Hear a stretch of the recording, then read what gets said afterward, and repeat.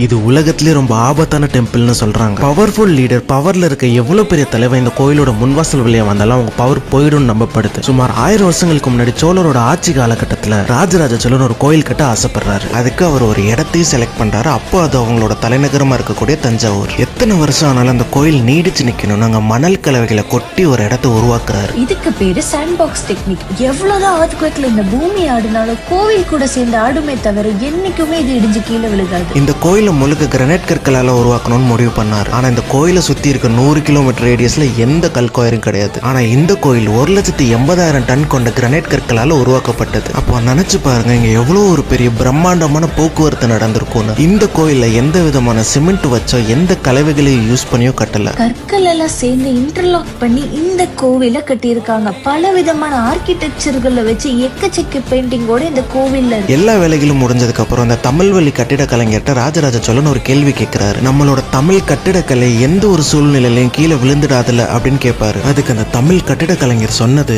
இந்த கோயிலோட தலைக்கலசத்தோட நெல்லல் கூட கீழே விழுகாதுன்னு சொன்னாரு. நம்ம தொழில்நுட்பம் இவ்வளவு அட்வான்ஸ்டா மாறி இப்ப இருக்க சயின்டிஸ்டுக்கு கூட ஒரு பெரிய கேள்வி, இந்த 80 டன் சிங்கிள் பீஸ் விமான கல்லை எப்படி இந்த ராஜகோபுரத்துக்கு மேல வச்சாங்கன்றது தான். இவ்வளவு பெரிய தமிழ் கட்டிடக்கலை இன்ஜினியரிங் மார்வலை தமிழ்நாடுக்கு கொடுத்தது ராஜராஜ சோழன். அப்படிப்பட்ட ராஜராஜன் சோழனுக்கு ஒரு சரியான நினைவிடம் கூட யாரும் கட்டலன்னு நினைக்கிறப்போ வருத்தமா இருக்கு. It's your girl next door Sherry. அந்த ஃபாலோ அண்ட் சப்ஸ்கிரைப் பட்டனை தட்டி விட்டு போயிட்டே இருங்க. நாங்க பாட்டுக்கு போயிட்டே இருப்போம்ல.